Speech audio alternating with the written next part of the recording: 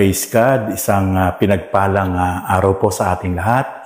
Muli po, ito po si Pastor Ron Yepes na bumabati po sa inyong lahat ng isang pinagpalang araw. Muli po ay tayo po ay magsama-sama na mag-aral at makinig ng buhay at makapangyarihang salita ng Diyos. At bago po tayo magsimula ay tayo muna po ay manalangin. Dakilang Diyos sa mga banal na makapangyarihan sa lahat, sa oras pong ito, Father God, ay patuloy po, O God, nagpapakumbaba ang inyong lingkod, Panginoon. Lord, sa oras pong ito, Father God, salamat sa pribilehiyo, O God, na magamit niyo po ang inyong lingkod upang maipangaral ang inyong salita, Panginoon, O God. Magamit din po, Lord, ang YouTube platform, Panginoon, upang patuloy po, Lord, na maipalaganap ng inyong lingkod ang inyong mga aral, ang inyong salita, hindi lang po sa buong bansang Pilipinas, kundi, Lord, sa lahat ng sulok ng daigdig na ito, ay patuloy po, Lord, Father God, maabot ng YouTube channel ng inyong lingkod, Father God, ang mga bawat isang mga tao, Father God, upang, Lord, patuloy po mapagpalat, makakilala, at magkaroon ng tamang pananampalataya. Salamat po, Lord, ito ang aking dalangin. In Jesus' name, Amen and Amen. Praise God. Okay, muli po isang pinagpalang araw sa atin lahat.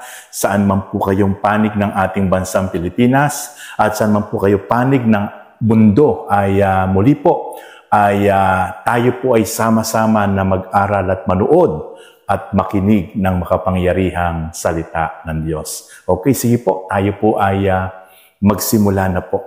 Magsimula na po tayo sa ating pong pag-aaral at paikinig ng salita ng Diyos. Sa oras pong ito ay nais ko po na tapikin yung pong topic about what is life after death. Ano ba ang buhay pagkatapos ng kamatayan? Yan po yung nais ko po na itakil po ngayon sa oras na ito. Napakarami po na tao ay ito po yung tanong na gumugulo sa puso at isip ng maraming tao na naghahanap ng kasagutan na ano nga ba ang buhay pagkatapos ng kamatayan? Ano ba ang kakaharapin na sa kabilang buhay pagkatapos ang tao'y mamatay ng pisikal? Kaya napakahalaga po na ito po'y ating pag-aralan according sa Holy Scripture. Okay, ang tanong po ay ito. Napakarami pong tao talaga na nagkakaroon po ng kaguluhan, pagdadalawang isip, na lagi pong nagtatanong, lagi pong iniisip, ano nga ba ang magiging sitwasyon? Ano nga ba ang magiging buhay pagkatapos na ang tao'y mamatay ng pisikal? Kaya, sa oras pong ito ito po yung ating bibigyan ng kasagutan sa ating pong pag-aaralan. Okay. Number 1 points. There is eternal life after death. Meron pong buhay na walang hanggan o may buhay na walang hanggan pagkatapos na ang tao'y mamatay. Kaya po, nakalulungkot, napakarami pong mga tao na kinikitil ang kanyang buhay. Tinatapos ang kanyang buhay. Sapagkat ang akala niya, kapag tinapos niya ang kanyang buhay sa mundong ibabaw na ito, sapagkat sa kanyang pinagdadaan ng hirap, tiisin, sakit, problema, akala po niya ay matatapos na yung kanyang pinagdadaan ng hirap. Pero nagkakamali po siya. Sapagkat may buhay na walang hanggan pagkatapos ng kamatayang pisikal. Yan po ang binabanggit ng Diyos sa kanyang salita. At ito po ang kailangan po nating maunawaan. Ito po ang kailangan po nating maintindihan. Na pagkatapos po ng buhay natin sa ibabaw ng mundong ito, at tayo po ay namatay, meron po tinatawag na eternal life Doon pa lang po magsisimula ang isang buhay na walang katapusan. At yung buhay na walang katapusan pong iyon, dalawang klase. Buhay na walang hanggan sa piling ng Diyos. At buhay na walang hanggan doon sa impyerno, sa walang hanggang paghihirap at kaparusahan. Kaya, sabi po ng John chapter 3, verse 16, "For God so loved the world, that He gave His only begotten Son, that should whoever believeth in Him shall not perish but have eternal life." So makikita po natin,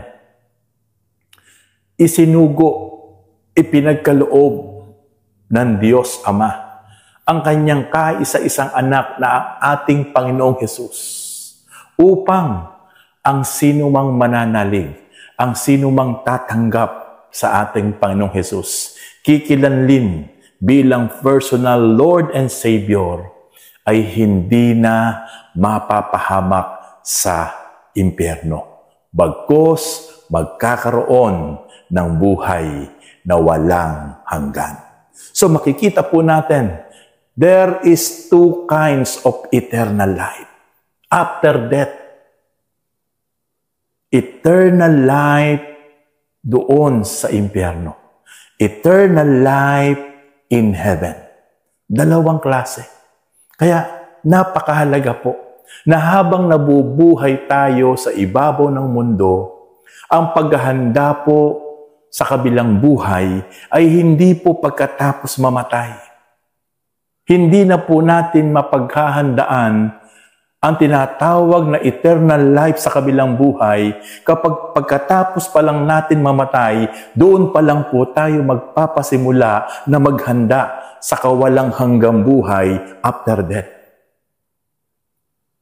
Bago po tayo mamatay, habang hindi pa po tayo namamatay na pisikal, ito po ang tamang pagkakataon. Ito po ang tamang sitwasyon para mapaghandaan ang pagsisimula ng walang hanggang buhay after death. Kaya sinabi nga po ng Diyos sa kanyang salita, isinugo niya ang kanyang kaisa-isang anak na walang iba kundi ang Panginoong Hesus, na ang sino mang mananalig at sasampalataya, tatalikdan ang mga nagawang kasalanan, tatalikuran ang masamang pamumuhay, tatalikuran ang magulong sanlibutan, at magpapasimula na sumunod at manampalataya sa Panginoong Hesus. Ang pangako ng Diyos ay magkakaroon ng buhay na walang hanggan. This is eternal life after death. Ito yung ipinapangako ng Diyos na hindi natin dapat baliwalain, mga kapatid. Hindi natin dapat ito isawalang bahala. Habang nabubuhay tayo sa ibabaw ng mundo, napakahalaga po na ito po'y bigyan po natin ng importansya sa ating buhay.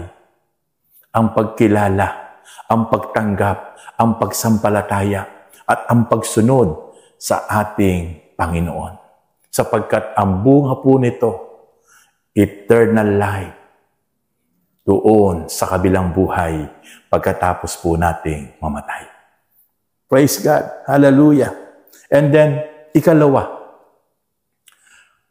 po, ano ang buhay pagkatapos ng kamatayan? What is life after death? There is heaven for those who receive Christ. Pagkatapos po nating mamatay, may binabanggit ang Diyos na meron pong patutunguhan ang bawat isang taong pagkatapos mamatay na merong isang bagong lugar, merong isang bagong tirahan, merong isang bagong kaharian na ang hari walang iba kundi ang ating Panginoon. There is heaven for those who receive Christ. May langit. May langit na patutunguhan ng bawat isang taong matapos mamatay ay tinanggap niya sa kanyang buhay, sa kanyang sarili, ang ating Panginoong Hesukristo. Heaven is a place of joy, rest, and eternal presence of God. Ito po yung lugar na kung saan, lugar na walang hanggang kagalakan, lugar na walang hanggang kapahingahan, lugar na walang hanggang kaaliwan, lugar na walang hanggang presensya ng Diyos. Kabaliktaran po dito po sa mundong ibabaw. Dito po sa mundong ibabaw, narito po ang kalungkutan, kapighatian, narito po ang pagsubok, narito po ang kaguluhan. Kaya po talaga, mahirap mabuhay sa ibabaw ng mundo kapag hindi mo nakilala ang Panginoon at hindi ka nagkaroon ng tamang pananampalataya sapagkat maaaring bumigay ka, maaaring sumuko ka, maaaring give up ka. Why? Sapagkat sa mundong ibabaw ay punong-puno ng kabiguan, kalungkutan. Pero, pagkatapos mamatay ng tao, at matapos siyang mamatay, nasumpungan niya ang Panginoon. Tinanggap niya ang Panginoon bilang personal Lord and Savior. Mararanasan po niya na siya ay makapapasok sa langit. Ano po ang sabi ng Bible?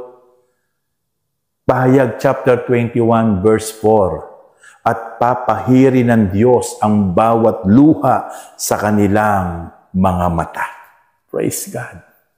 Sapagkat alam ng Diyos, yung mundong ito ay punong-puno po ng kalungkutan, punong-puno po ng kapighatian. Kahit ikaw ay mananampalataya, kahit ikaw ay nakasumpong sa Panginoon, kahit ikaw ay nagtalaga at naglilingkod sa Panginoon, naglingkod sa Diyos. Pero hindi po tayo exempted na hindi po tayo makakaranas ng lungkot, pagluha, kapighatian. Pero ang advantage po ng mga tao na nakakilala, mga taong sumuko sa Panginoon, mga taong sumusunod sa Panginoon, mga taong naglilingkod sa Diyos, meron pong kapahingahan, meron pong kapayapaan, meron pong kalakasan. Taliwas po sa mga tao na wala pong ibinigay na panahon sa Diyos. Pero ang sarap po, na kahit po tayo nalulungkot, lumuluha, napipighati sa kabila ng ating pagsunod, papahiri ng ating Panginoon ang ating mga luha pagkatapos nating mamatay at nando na tayo sa Kanyang harapan, sa Kanyang piling, sa kalangitan. Praise God. Hallelujah. Kaya ito po ang buhay pagkatapos nating mamatay. Merong tiyak na lugar na patutunguhan, walang iba kundi ang kaharian at tirahan ng Diyos, ang langit na siyang tunay na tirahan ng Diyos. Kabaliktaran sa lugar na kung saan punong-puno ng pighati, init, apoy, walang tubig. Ang tubig doon umaalon na talagang asupre. Ito ang hahantungan ng mga taong hindi kumilala, hindi sumunod, binaliwala ang Panginoon. Habang siya nabubuhay, pagkatapos siyang mamatay, doon siya pupunta. Pero napakapalad ng mga taong tinanggap ang Panginoon sa pamamagitan ng kanyang salita, ng mabuting balita na kanyang napakinggan. Ibinukas ang kanyang puso, ang kanyang isip at tinanggap ng may kapakumbabaan ang Panginoon at kinilalang personal Lord and Savior. Ito yung mga taong pagkatapos mamatay ay may pupuntahang langit doon sa kabilang buhay, eternal forever. Praise God. Hallelujah. And then third point, ano ang buhay? What is life after death? There is judgment after death. May paghuhukom pagkatapos ng kamatayan. Napakarami pong tao sa ibabaw ng mundo ay hindi po tumaan sa tamang proseso ng hustisya. Sapagkat ang mundo pong ito ay wala pong puwang, wala pong tamang judgment ang mga tao kapag ikay mahirap lang. Pero ang mga taong mayayaman, kahit ikaw ay nakagkasala, gumagawa ng kasalanan paulit-ulit, kapag ikaw ay may impluensya, mayaman at masalapi, kaya mong pilipitin ang batas. Kaya hindi ka mahahatulan sa iyong kasalanan sapagkat ikaw ay merong impluensya.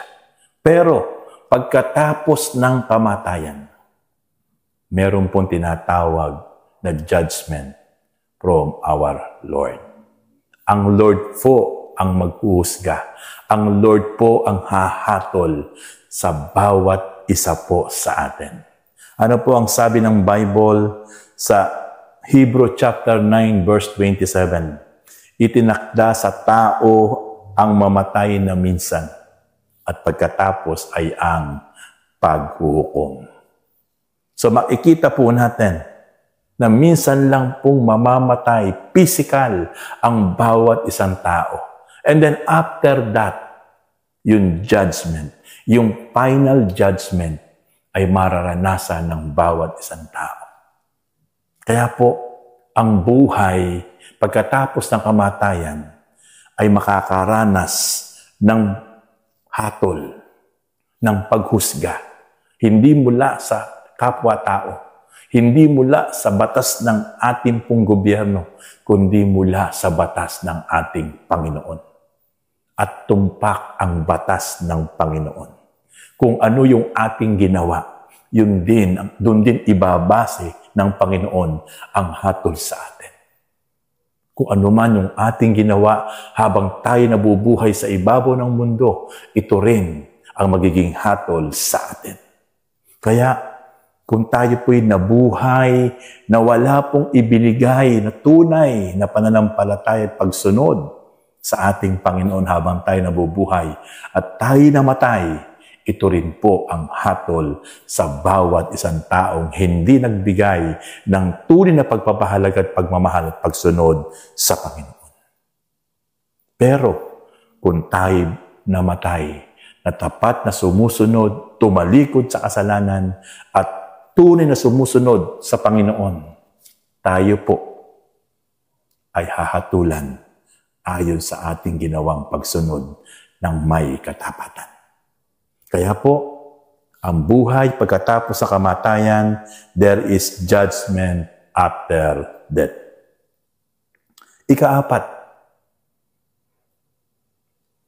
Ika-apat po na points sa ating pong topic.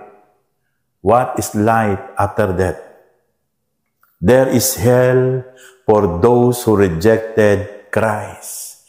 Meron pong impyerno. Totoo po ang impyerno sa lahat ng taong nireject ang Panginoon. Sa lahat ng taong binaliwala ang Panginoon. Sa lahat ng taong kinutya, pinagtawanan, nilait ang Panginoon. Pinagtawanan ang mga aral patungkol sa Panginoon. Merong impyerno na pupuntahan ang mga taong ito pagkatapos nilang mamatay. Yan po ang binabanggit po ng Bible. Ang sabi po ng Bible ay sa Matthew chapter 25 verse 46, ang mga ito ay mapapasawalang hanggang kaparusahan. Ang impyerno po ay, hell is a place of separation from God, suffering and punishment. Ang impyerno po ay lugar na kung saan ang pagkawalay sa Diyos. Ito yung lugar ng paghihirap at paghatol ng Diyos. Lugar ng kaparusahan. Kaya ito po ang buhay matapos mamatay ang tao. May tinatawag pong lugar ng impyerno at meron pong lugar ng langit. Dalawa po ang lugar na patutunguhan ng bawat isang tao pagkatapos niyang mamatay ng pisikal. Kaya yan po ang sagot sa mga tanong ng napakaraming tao. What is life after death? Merong totoong impyerno na pupuntahan ang bawat isang tao na hindi nagpasa Diyos, binaliwala ang Diyos, inubos niya ang kanyang panahon, oras, kabuhayan para sa maraming bagay sa kanyang pansariling kasiya at kapakanan. Kapag siya'y namatay, merong impyerno na pupuntahan ang mga taong ito. Pero merong langit na pupuntahan ang bawat isang tunay na sumampalataya at tumalikod sa kasalanan at nagsumunod ng tapat at naglingkod sa Panginoon. Iyon yung langit na tirahan ng ating Panginoon Diyos. Praise God. Hallelujah. And then last point, what is life after death? We can prepare for life after death. Maaaring paghandaan ng buhay pagkatapos ng kamatayan. Take note, hindi po tayo maghahanda pagkatapos po nating mamatay. Sapagkat kapag tayo po'y naghanda, pagkatapos nating mamatay pisikal, wala na po tayong paghahandaan. It is too late. Late na po. Ang tunay pong paghahanda sa tinatawag na buhay na walang hanggan ay yung habang nabubuhay tayo sa ibabaw ng mundo. Ito po, ito ang tamang panahon. Kapatid, kung ngayon ay nakikinig ka ng seryoso, ito ang tamang panahon. Mapalad ka sapagkat isa ka sa ngayon na talagang niloob ng Diyos na ikaw ay makapanood dito po sa ating YouTube channel sapagkat ikaw ay mahal ng Panginoon. Nais niya na ikaw ay bago tayo mamatay pisikal, mapaghandaan natin ang ating patutunguhan. Hindi tayo mapahamak doon sa impyerno, bagkus tayo doon mapunta sa tirahan ng Diyos sa langit. Ang sabi ng Panginoon doon sa John chapter 11 verse 25, ako ang muling pagkabuhay at ang buhay. Ang tunay pong muling pagkabuhay ay walang iba kundi ang ating Panginoon. At ang tunay pong buhay ay walang iba kundi ang ating Panginoon. The source of life ay walang iba kundi si Jesus Christ. And He is the resurrection. And He is the life. Sa Kanya po lahat magmumula ang buhay na walang hanggan. Sa Kanya po nagmumula ang isang buhay na ganap at kasya-siya. Sa Kanya po nagmumula ang muling pagkabuhay. Kaya po, napakapalad po ng bawat isang tao na tunay nga po na bago siya mamatay, ay tunay nga nakilala niya, binigyan niya ng importansya, binigyan niya ng panahon ng Panginoong Hesus sa kanyang buhay. Kinilala niyang personal Lord and Savior at nagpasimula siyang tumalikod sa mga kasalanan at ginagawang kasalanan at nagpasimula na sumunod sa harapan ng Panginoon. Kaya po kapatid, sa oras na ito, ang ating topic ay walang iba kundi what is life after death? At ito po ang tunay na buhay pagkatapos nating mamatay. Ang kamatayan ay hindi katapusan kundi isang pintuan patungo sa walang hanggang buhay. Ang pinakamahalagang desisyon sa buhay ay ang pagtanggap kay Jesus.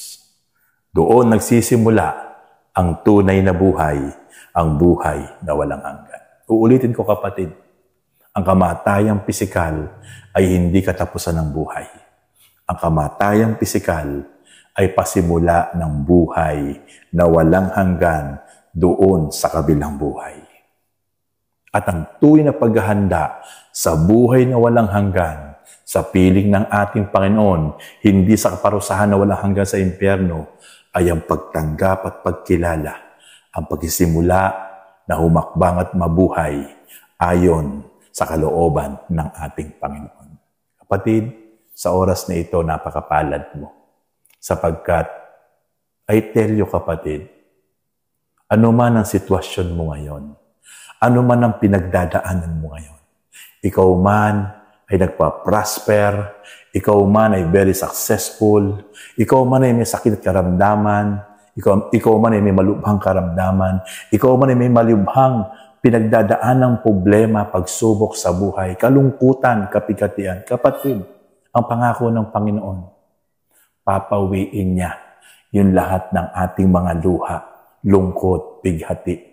Papawiin niya lahat ng ating mga pinagdaanan na hindi pangkaraniwan. Ang importante, kapatid, habang tayo nabubuhay, maghanda ka, mag-prepare ka for eternity doon sa kabilang buhay para tayo makapiling at makasama doon sa langit sa tirahan ng ating Panginoon. Kapatid, pumikit ka at sumunod ka sa panalangin ito. Nais ko na ikaw ay pangunahan sa panalangin ng pagtanggap at pagsisisi. Sumunod ka ng buong taimtim at buong katapatan. At I tell you, kapatid, titiay ko sa iyo, mararanasan mo ang presensya at pag-ibig ng Panginoon kapangyarihan. The moment na ikaw ngayon sa oras na ito tumanggap at kumilala sa ating Panginoon. Sige kapatid, yumuko ka, pumikit ka, at sumunod ka sa panalangin ito. Panginoon, salamat po. Salamat po sa oras ito sapagkat napakinggan ko po ang inyong pong aral, ang inyong salita. Napakinggan ko po ang topic about what is life after death. At sa oras na ito, kayo nga po pala ang tunay na nagbibigay ng pag-asa. Tunay na nagbibigay po ng kaaliwan, kagalakan. Tunay po nagbibigay ng assurance of salvation. Dalayan ko po, Panginoon, sa oras na ito, patawarin niyo po ako. Hugasan niyo po ang aking mga puso't isip at buong pagkatao. Ibinubukas ko po ang pintuan ng aking puso, pinapapasok kita. Ikaw na po ang maghari, ikaw na po ang maaking maging Panginoon simula po sa oras na ito. Kinikilala kita bilang personal Lord, King, and Savior ng aking buhay. At dalayan ko po, Panginoon, na patuloy, O God, kayo po'y magpakahayag sa aking buhay. Kayo po ang aking Panginoon. Kayo po ang aking tagapagligtas. Pinagsisisihan ko po ang lahat ng aking nagawang kasalanan. Handa ko pong talikuran at handa po akong sumunod sa inyo, Panginoong Hesus. Kapatid, ako lang mananalangin. Lord, salamat. Nakita niyo po, Panginoon, yung pong pagsunod ng aking mga kapatid na ito sa panalangin ng pagtanggap at kinilala kayo bilang personal Lord and Savior. Dalayan ko po, Panginoon God, na kayo po ang patuloy po magpakayag sa kanilang mga buhay. Maraming salamat po, Lord, sa patuloy po na ginawa niyo po ngayon sa buhay ng bawat isa na kumilala, tumanggap, at ikaw ay sinampalatayanan bilang personal Lord and Savior. Lord, gabayan niyo po sila, samahan niyo po sila, gamitin niyo po sila mightily, powerfully, anointedly, O God, Lord, Panginoon, na sila po'y makapaghayag din, makapag-testify kung gaano kayo naging kabuti sa alam mga buhay, kung paano niyo po, Lord, sila binago, Panginoon God. Kayo po ang patuloy pong gumamit sa kanila, Father God. Hallelujah. Kayo ang mataas, kayo po ang maparangalan sa alam pong mga buhay. Salamat po, Lord, Panginoon. Ito po ang aking dalangin. In Jesus' name, Amen and Amen. Kapatid, kung meron kang sakit, karamdaman, problema, pagsubok sa oras na ito, sige kapatid, taas mo ang iyong kamay, ipapanalangin kita. Dakilang Diyos sa mga banal na makapangyarihan sa lahat. Lord, nakikita niyo po ngayon yung aking mga kapatid na nakataas ang kamay, tanda po ng pagsuko at pagpapasakop sa inyo, O God. Dalayan ko po, Father God, Lord, na anuman ang kanilang sakit, karamdamang pisikal. Lord, healing and miracles, O God, idaloy niyo po sa buhay nila right now in Jesus' name. At alam niyo po, Lord, paano yung mga problema at pagsubok na kanila pong kinakaharap ngayon, O God. Anumang klaseng pagsubok ito, Father God, financially, emotionally, physically, mentally, O God. Dalayan ko po, Lord, na patuloy niyo po sila, Panginoon, bigyan po, Panginoon God, Lord, ng katugunan at kasagutan. Gumalaw kayo sa buhay nila. Maranasan po nila, Panginoon God, Lord, ang inyo pong galaw at pagkilos, ang inyo po, Father God, Panginoon, pagpapala, O God, ay maranasan po nila in Jesus' name. I speak blessing upon blessing. I speak healing upon healing. I speak miracle upon miracles, O God, sa buhay ng bawat isa. In Jesus' name, hallelujah. Amen and amen. Salamat po, Lord, Father God. Ako'y naniniwala, Lord, na gumalaw kayo, tumilos ang mga buhay at patuloy pong mararanasan po nila, O God, ang inyong pagsama, ang inyong pagpapala. Ito po ang aking panalangin in the name of Jesus Christ. Amen. Praise God. Hallelujah. Okay? Mga kapatid, muli po ito si Pastor Ron na nagpapasalamat. Muli po ay patuloy na tayo po ay tumutok sa ating pong YouTube channel. Pakishare niyo po yung ating mga video at kayo po ay mag-subscribe sa ating pong channel at kayo po ay patuloy po talagang tumutok. Naniniwala po ako na patuloy po kayong pagpapalain ng Diyos sa mga ating pa po mga i-upload ng mga salita ng Diyos at ito po yung makapagbibigay ng isang pinagpalang buhay sa ating lahat. Salamat po. Muli, ito po si Pastor Ron Yepes na nagsasabing pagpalain tayong lahat ng Diyos. God richly bless you.